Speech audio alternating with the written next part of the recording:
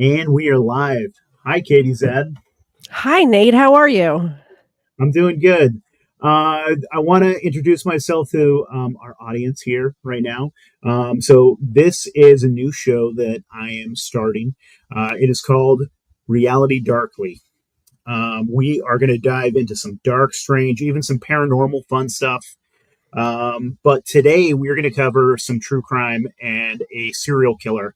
And this case is very near and dear to my heart. And I want to get into that for a minute, but first I want to introduce myself a little bit to you guys since this is the very first episode and you know nothing about me. Again, my name is Nathan. I'm a Christian, I'm a husband, a father, and a podcaster. This is my very first time trying to do, it says echo. Oh no. I don't hear it, but hopefully that gets better. So this is my very first time trying to do true crime. So bear with me. And I think this is going to be a lot of fun. This is going to be a fun journey that we together. Okay. Is the echo better? I hope I had Go ahead. to. Okay. Keep talking. I'm going to check the echo and we'll troubleshoot as you're Okay. introducing yourself. Okay. So I'm a huge true crime fan. I think I started by listening to like Mr. Ballin videos that would just come on Facebook. And then I had a friend that Echo? No echo? No echo, says Connie. Awesome. Okay, fantastic. So I think I first started by watching Mr. Ballin videos that were on Facebook. Then a friend suggested Morbid. And then I found Crime Junkie, Serialously, This is Monsters. And then my friend Katie Zed here, I found her show. And this has been a lot of fun. I had a job where I could just put in an earbud and I could just listen to podcasts all day. And that's what I did. So it was a lot of fun, and I'm trying something new and kind of radical. I am trying to make content full time now. So I'm done with the job, done with the 9 to 5, and I'm trying to do this. So we're going to see how that works out. If you guys like the show at the end of this, not yet. Listen to it, see if you enjoy it, see if you like it, and then think about supporting us. We started a little stupid Patreon, so that would be awesome. But right now, we're going to get into this case that I said is near and dear to my heart. Was always kind of intriguing and also kind of haunting because this happened when I was a kid. A friend of mine, a kid that I grew up with, his name was Jimmy, and his family, most of his family, his mother and his sister, and they had a foreign exchange student, were all murdered. When I think we were about 10 or 11 when this happened. We were pretty young, and I remember this like really hitting our little like tight knit small community. We lived in like a small town. Everybody knew everybody, and this was a really big deal. I mean for everybody, but also like just yeah. And I can tell you, just I don't want to like really get too much into that because I don't want to sound exploitative, but I would just say that Jimmy is and still is. I'd say he was really bright, really athletic. The first kid that I ever saw that could do a backflip. I thought Jimmy was the coolest kid in the world. That's something when you're 10. Yeah, dude, he could jump on a tree and do a backflip. It was crazy. And he was definitely never really the same after this. Like he was always troubled and there was a darkness there, obviously, right? And so I've always really wanted to dive into this and kind of do a deep dive. So I have my friend Katie Zed here. So I think really to get to like the nitty gritty of this, we have to start when Cary was a young man. Yes. And he had, and I guess we can jump into like the depth of his childhood earlier, but later, but like the first thing that kind of happened where the Stayner family kind of became somewhat famous was his brother being kidnapped. And Katie wanted to cover this part particularly. So, Katie, I'm going to hand the baton over to you. Well, like you said just a minute ago, that your friend Jimmy was deeply affected by a crime happening to him back when he was a child. And I think the same thing happened to Cary, where when he was a child, a crime affected him and his family, and that's what I'm gonna get into now, and then we'll get into the debauchery that Cary got into, later on in life. But when s Cary had 4 siblings, there was 5 of them total in their family, 5 in my family too, by the way, 2 boys and 3 girls, just like my family. On December 4th, 1972, Stephen Steiner, is it Stainer or Steiner? You knew this. Steiner, I think. Cary, Steiner. no, Stayner. Cary Stayner. Yeah, yeah. Steiner, okay. At least So here in America, yeah, maybe Steiner. Steiner sounds German. Yeah. Steven Steiner, was Carrie's little brother. He was 7 years younger than Carrie. This is all hitting home for me too, because my older brother, who's in the chat right now, is 7 years older than I am, so it kinda lines up a little bit. But little brother was kidnapped as a 7-year-old from Merced, California. He was abducted while walking home from school. So he's walking home from school, and keep in mind, he kinda was in trouble at the time too, not in trouble, like, as in trouble as you can get as a 7-year-old, right? He was, back talking, he came home late, he's supposed to come home when the street lights come on, he didn't come home on time, so, in a 7-year-old's mind, he's in big trouble at home, so he was kinda lollygagging, getting home from school, and he's passing by a gas station, and at the gas pump, there's a man asking for donations for a church. He's handing out pamphlets and things like that, and there's another man who's the actual kidnapper sitting in the car, Kenneth Parnell, who's, alleging to be a reverend, which, by the way, he is not a reverend, he's just telling people this, right? So he ends up telling Stephen, or the other gentleman, which I didn't write his name down, I forget what the guy's name is, but his accomplice, who was a mentally challenged man who was also manipulated by Parnell, is telling Stephen, "Hey, we're collecting donations for the church. Do you think your mom would have anything to donate?" Like, they're doing, like, a yard sale or a junk they call it different things in different parts of the country, but basically a rummage sale or a yard sale, to raise money for the church. "Do you think your mom would have anything?" And Stephen's like, "Yeah, my mom would probably donate something." And this guy's like, "Well, where do you live?" And Stephen's like, "Just down that way a couple of blocks. I'll meet you down there." And they're like, "No, get in the car. We'll give you a ride." And being a 7-year-old, he was never taught about stranger danger or anything like that. I think this case in particular is why we all got the stranger danger talk, because, as we'll find out in a little bit, they did a made for TV movie about this that everybody in the country watched, and this is back in the time where you had to sit down, make an appointment to what it was pre-VCRs, pre-DVRs, like, you couldn't pull it up on demand. Everyone watched this all at the same time. It was one of the most viewed made-for-TV movies, up to that point, about the kidnapping of Stephen Stayner. Um, anyway, sorry, lost my train of thought there, Nate. So he ends up getting in the car. He also, another thing that I found out in researching this is he did not know his own phone number, and I can remember as a child, my parents, I can still tell you my childhood phone number because it was ingrained into Same our here. heads to know your Yeah. address and your phone number, and I think this happened in 1972. This may have been one of the reasons why. Yeah. So as they're passing by Stephen Street, he's like, turn here." And they're like, "Oh, no, I talked to your mom, and she said you can spend the night with us." And keep in mind, he doesn't know these dudes, but he's also been told not to disrespect adults and to listen to adults. So he's like, "Okay."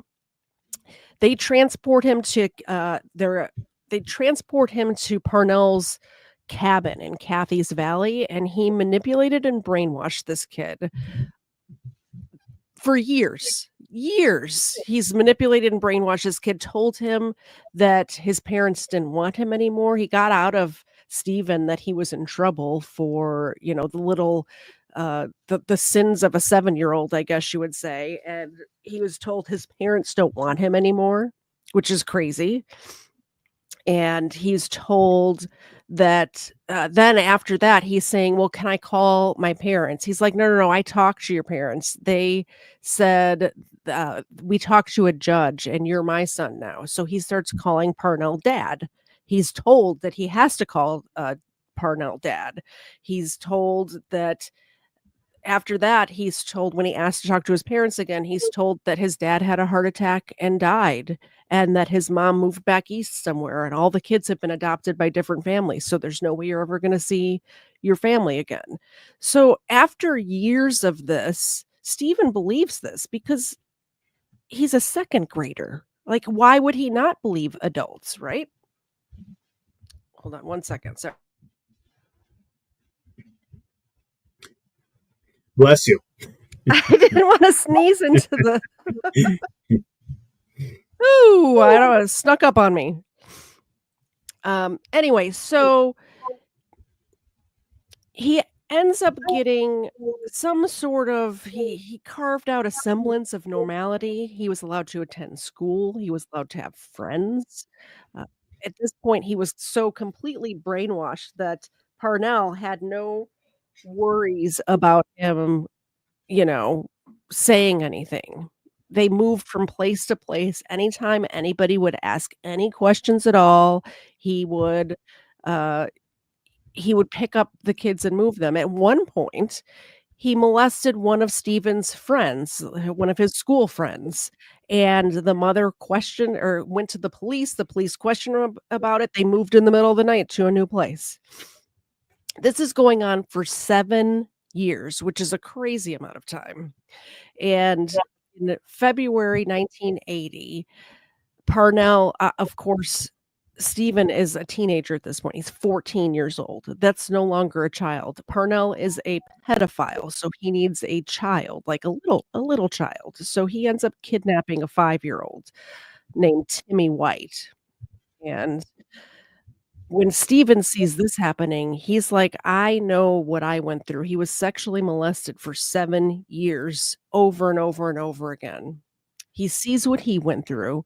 He doesn't want that to happen to somebody else. It's one thing when something's happening to you, but when you see it happening to somebody else, like he just doesn't want to see that happen. So he ends up the next month. So this he's kidnapped in February.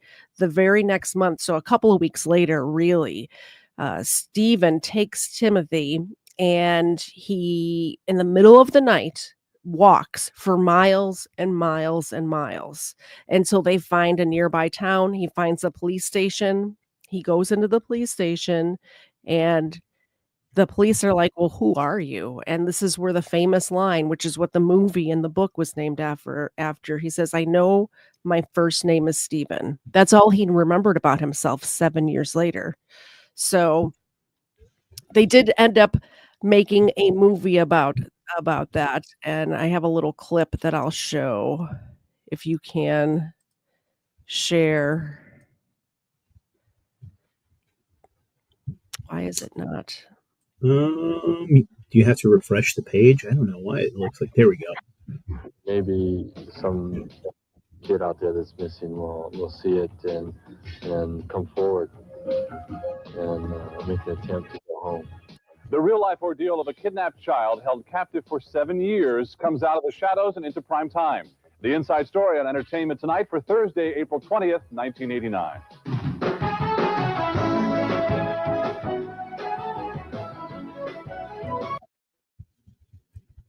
We'll mute Entertainment Tonight's theme music. Okay, that's probably a good idea. Hello, Yeah. everybody. I'm Mary Hart. And I'm John Tesh.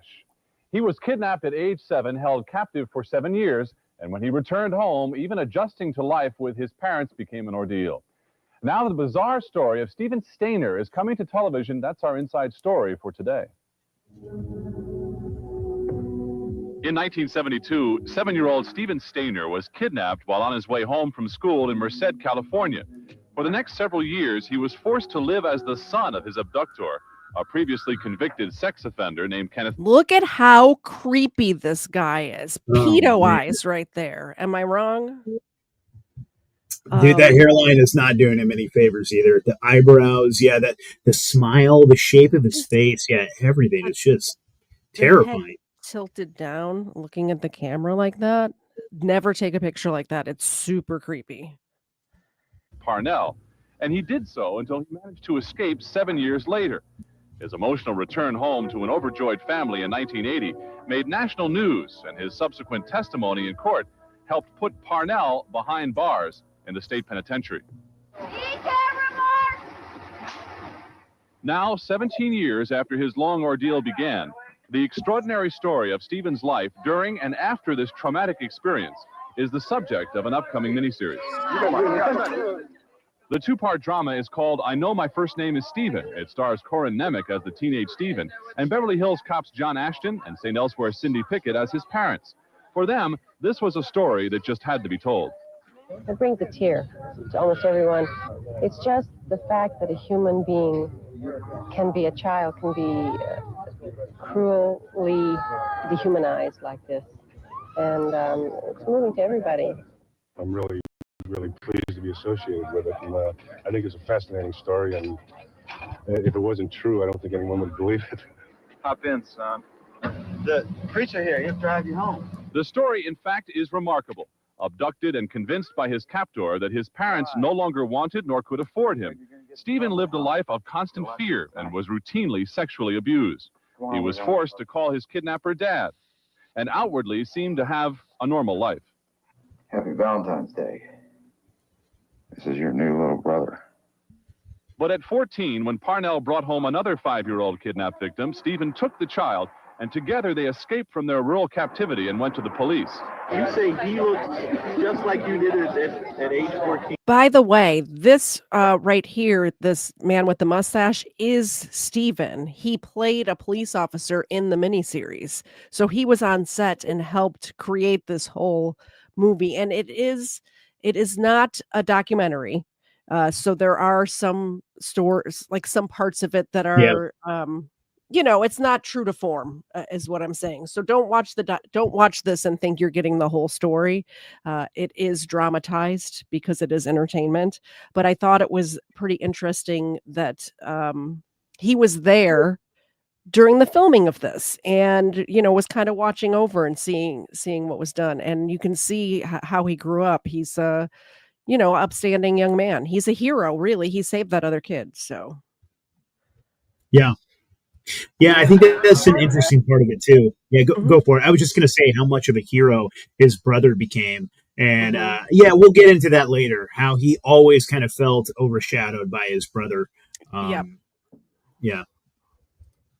Basically, yeah. Now 23, Steve is married with 2 kids and looks forward to a career in law enforcement. During the filming of the miniseries, he even had an opportunity to portray a police officer. But acting aside, he says the painful ordeal he went through is something that he still struggles with. Any chance I get to talk about it, I think really helps me deal with the problem. The more I talk about it, the better I can deal with it. His mother, Kay, says she hopes by telling their story, other parents may be able to learn from their mistakes. Because we didn't really talk that much with our kids about dealing with awkward situations or bad situations. We told them don't talk to strangers. We never told them what a stranger was. As for Steve, he's just hopeful that by focusing attention on his experience, the misfortune he suffered will somehow be able to make a positive difference for others. We're hoping it'll reach the people out there and inform them that stranger abduction, child abduction of any kind is a serious problem. Maybe some kid out there that's missing will see it and come forward and make an attempt to go home. Sorry about that. I think Mr. Zed just got home from work. So anybody out there who has children, especially young children, teach them what a stranger is. Teach them. And I think we all sort of do this these days. But it's very important, no matter how young they are, that they know you don't get into a car with a stranger, even if they say, I know your family, I know your parents. Get a code word for them. That sort of stuff. If anybody walks away with anything from this, it's that. Teach your kids about stranger danger. 100%. Yeah. It's really tough too, especially when you grow up in such a small town. You feel like you can just kind of trust people, especially in your neighborhoods. And Yeah. I mean, Merced, California, I don't know what the size of it is now, but I'm sure it was quite a bit smaller then. Yeah. Um, and it was the 1970s, dude. People left their houses unlocked. Yeah. They let their kids run around all day long, but I wouldn't describe their childhood as normal. So No, I think definitely not. Definitely not this is where normal. we can start to get into this a little bit because, as you touched on earlier, it was sorry, us. Give me 1 second here. I've got all my notes here, and so Cary was the oldest of five kids. Yep. He had three sisters, and then he had his little brother, and he particularly felt kind of unloved because I mean his parents were not very loving. His mother had also suffered sexual abuse from her father, and so she was I don't know how to describe it besides very cold. And it's one of those things that you have to kind of do, kind of separate yourself from your emotions just to protect yourself because like it has to mean nothing, that sort of thing, or else you have to acknowledge the pain and all those things. And it's really hard, I mean, people have to deal with that stuff to become a normal human being afterward. And it's really hard to do that shadow work. And for some people, you just can't, and so I mean you have to kind of feel sorry for Cary's mom, but you also have to recognize that Cary's mom was kind of a butthead and showed zero affection and showed zero emotion, and Cary was her first, and she just kind of like definitely emotional neglect is a nice way of putting it. And anytime that he would show any emotion, she would shame him, and it was kind of the toxic masculinity that people boys aren't supposed to have emotions like that. Boys aren't supposed to cry. Boys aren't supposed to do this or do that, and that's unhealthy.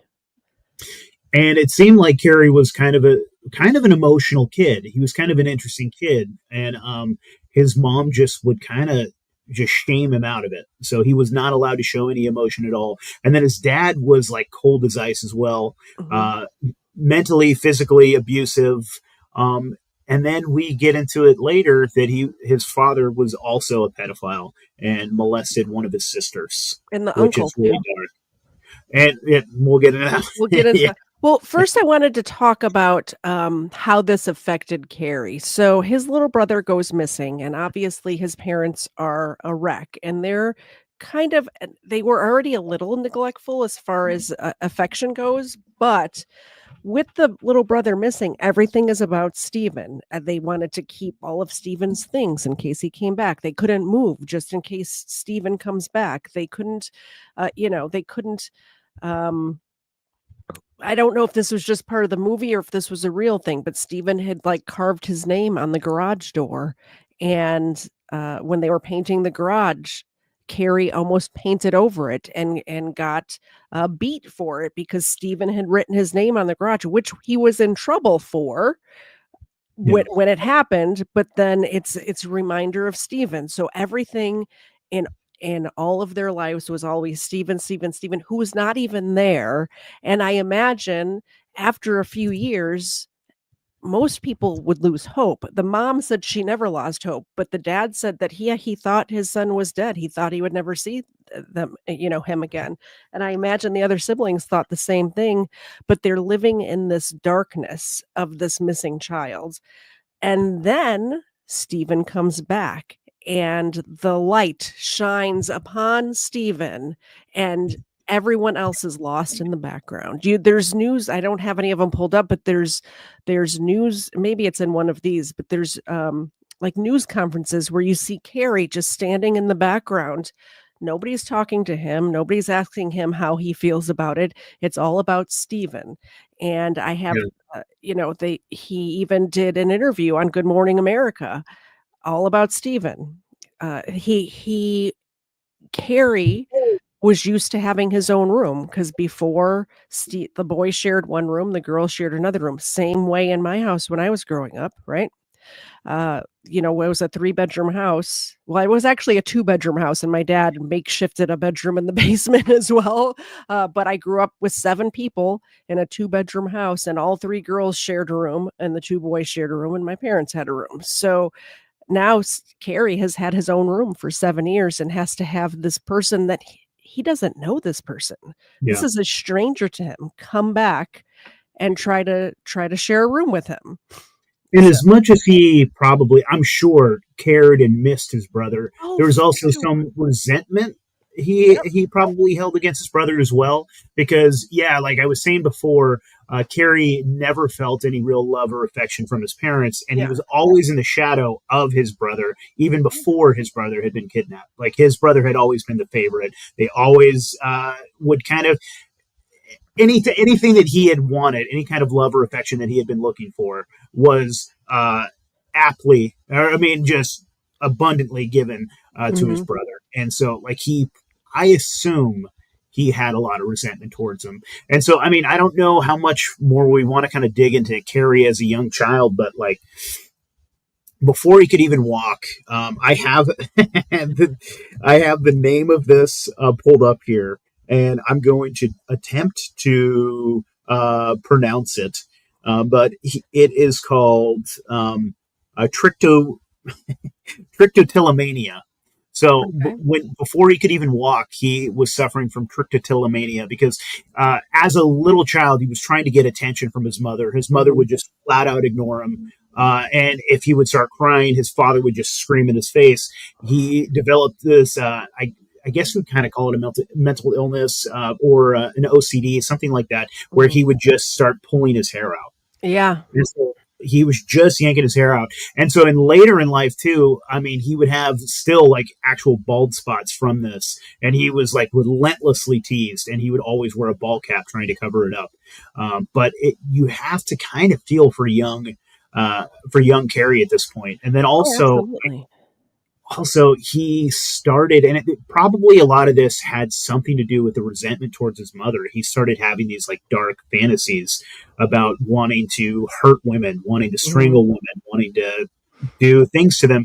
And he resisted it. Actually, it was like intrusive thoughts, almost like an OCD intrusive thought that started like popping into his mind, and some might call a demon, something like that, that was trying to kind of oppress him and so he had this thing that he was wrestling with, and he didn't want to embrace it, actually, which I find sad, because this ended up taking over him. I'm not saying that if you're a bad mom, your son will turn out to be a serial killer.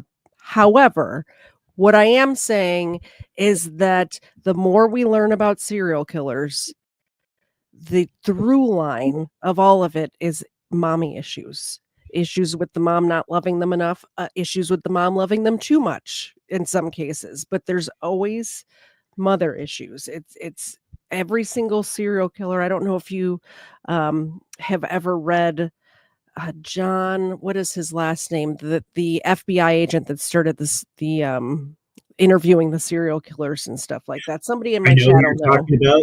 Yeah, yes. I always have to yell to my chat, "Save me!" Who is that guy? John something.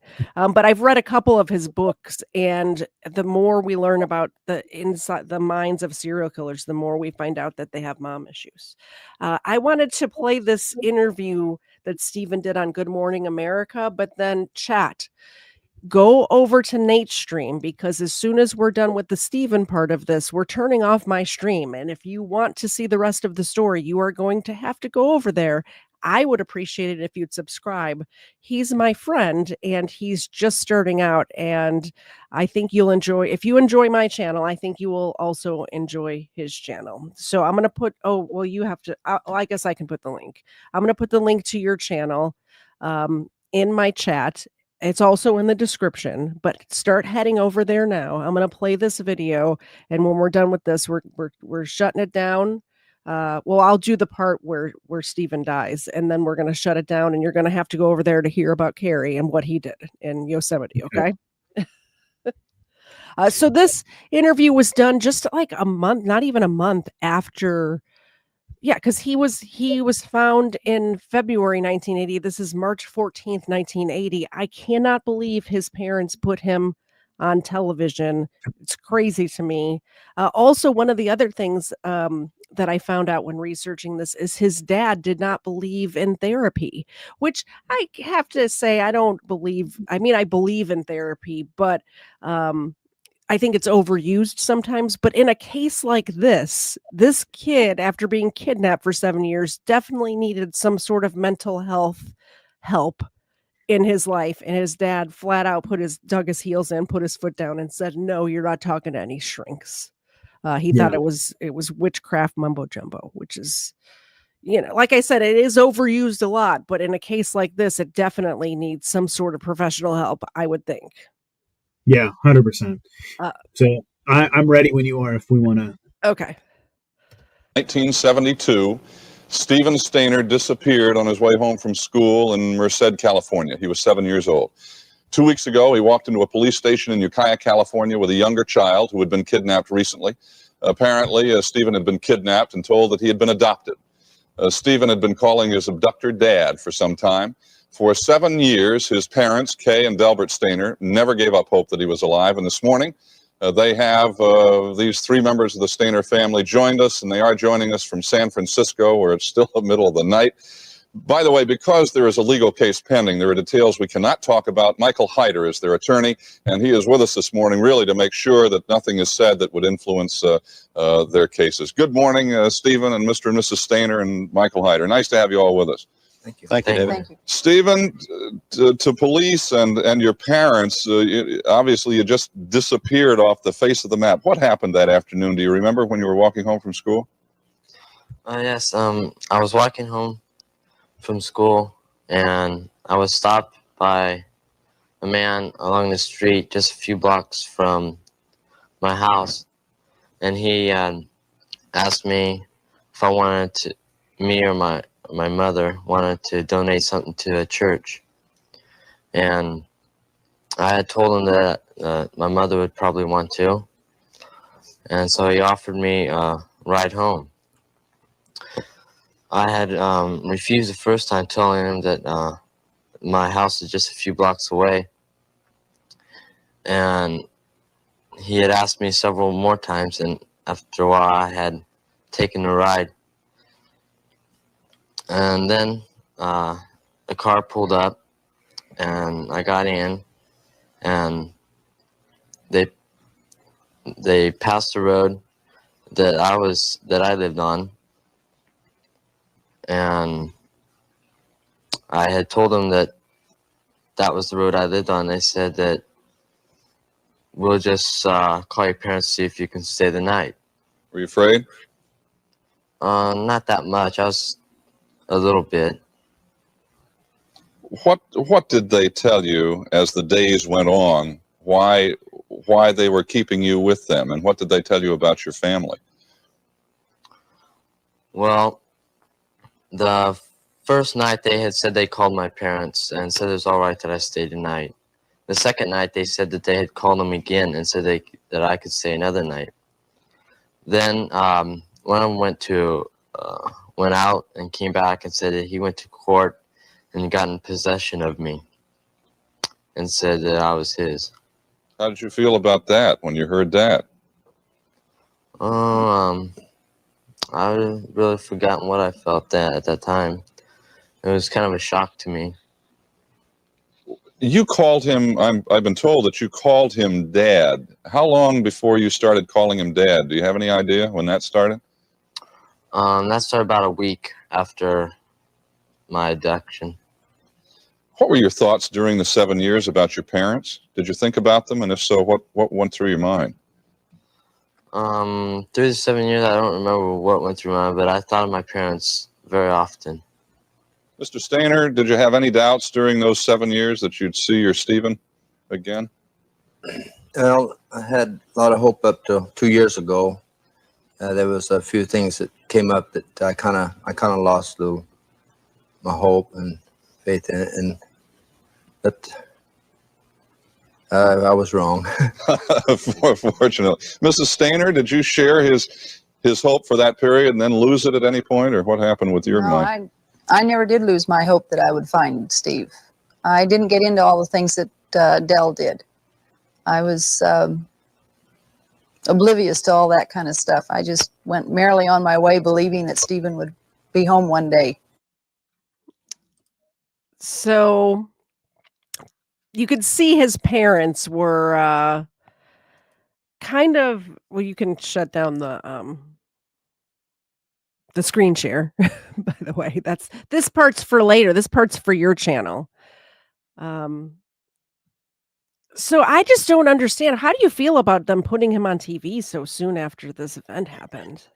Yeah, it's not good. I mean, it seems a little, I don't want to say exploitative, but kind of in a way. I'm sure the family was kind of offered money from news, Yeah. you know, and man, it is interesting looking at his mother, kind of knowing that I don't know, I don't want to say, it's hard for me to judge her, but also it's like, she's definitely the cause for a lot of what happened later. And she seems like such a nice lady on the television, and it's, it's Yeah. weird. She seemed kind of cold to me, but I think Yeah. before I watched this, I kind of knew the story, so maybe that's why I'm getting those vibes. So to wrap up Steven's story, he got married. He had a normal life. Well, I shouldn't say he had a normal life. When he got back to school, kids are horrible. Children Yeah. are horrible. And obviously his story was all over the news. And part of his story was that he was molested by this man for 7 years. So his people in his school were calling him the F slur. People in his school were saying that he was gay, which back then in 1980 was the most awful thing that you could be called, right? Yeah. They were not kind to him. I think a lot of it is rooted in jealousy. He was getting a lot of attention. He was on the TV. I think a lot of it. He's a handsome kid. Yeah. Yeah, he's very kind and meek, and it was said this was said about him before he was even kidnapped, so I think that's another reason why he was the perfect victim, is because he's not one that was gonna speak up or speak out, but he did end up wrangling together a normal-ish life. He married a girl that he met. He worked at a butcher shop, and he met her in a butcher shop, and at his work, he met her there, and he fell in love, and he married her, and they had 2 kids together. And then he was on his way home from work one day on a main road, and a guy in a truck pulled out. There was a stop sign that he didn't stop at, and he pulled out in front of him while he was on his motorcycle, and Stephen ended up dying in this motorcycle crash. A horrific death. He was not wearing a helmet at the time. Not that probably wouldn't even saved him, how bad this accident was. Turns out the guy who ran the stop sign and pulled out in front of him was an illegal immigrant from Mexico. He hit and ran, so he left the scene of the accident, and they ended up finding him in Tijuana, Mexico, is where they ended up picking him up. So Was he ever brought to justice at all? I hadn't read it. That's good. Yeah, and let me pull my notes up. I'm just sometimes I just talk from my brain, and sometimes I use notes. I was just talking from my brain just now. So on September 16th, 1989, so this is 9 years after he was found. At the age of 24, Stephen was riding his motorcycle home from work in Merced, California, when he collided with a car that ran a stop sign. It pulled right into his path. The impact of the collision was devastating, and Stephen succumbed to his injuries shortly thereafter. Stephen's untimely death was a heartbreaking conclusion to a life filled with both extraordinary courage and immense suffering.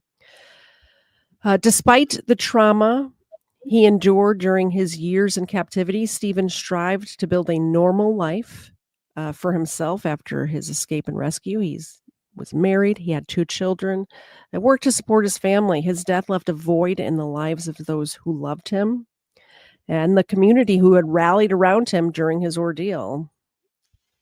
Yeah. Steve's story continues to be remembered. There's a statue built to him. I think it's in a park there in Merced, and it's a statue of him holding Timmy's hand. He saved this boy's life. He was a hero in this community, so it was really devastating to everyone in the whole community. Um, and I don't have anything about if the guy was brought to justice, but I do know they went and picked him up in Mexico. So I assume that he served some sort of time for that. By the way, Purcell only served 2 years for kidnapping Stephen. 2 years for kidnapping a guy or a kid for 7 years. And here's why. Sorry, my allergies. I was fine, and then as soon as we hit the live button, my sinuses are ringing. Stephen was embarrassed from being a victim, and I think it does also have to do with the fact that the kids were making fun of him at school and stuff. So he did not want to tell the police that he was sodomized almost nightly and all of these horrible sexual things happened to him. He did not want to come out and announce that to the world. So when he first told his story, he left that part out. So the man, Purcell was only charged with the kidnapping and not the sexual abuse of the children. He did end attempting to kidnap. He was sentenced to 4 years. He served 2 of them, got let off on good behavior, whatever the heck that is, because it's California, right? And then he ended up trying to purchase another kid and was arrested for that. He ended up dying in prison. So he did go back to prison. He had a housekeeper and he asked the housekeeper to help him purchase a kid. And the housekeeper turned in, thank God, right? All right. So that's Stephen's story. We're going to go on to talk about his brother, Cary, who's his older brother, 7 years older. We talked about him a little bit in the beginning of this show. I'm turning off my stream now. If you're still in my stream, what are you doing here? You need to be over in Nate's stream. I'm going to put the link there one more time, and we're turning it off. All right. Yeah. Come join us. We're going to get a little deeper and it's going to get a lot darker. So trigger warning, we're going to delve into some very dark stuff. If you're watching this after the fact, his channel is linked in the description down below. On your way out, please hit the like button. I appreciate it. If you're over on Nate's stream, come on over for a second and subscribe to my channel too. I do this every Sunday at 7:30. I also stream with a co-host on Wednesday nights, and we drink we drink beers and we talk about dumb criminals and watch body cam. So it's a lot of fun. We'll see you over there. And I'm turning it off now. Goodbye, YouTube. Bye, guys. And hello, everyone, again. Let's see here. Oh, I turned it off. Okay. Erica says she's here. That's awesome. Yeah, a lot of people have already jumped over, which is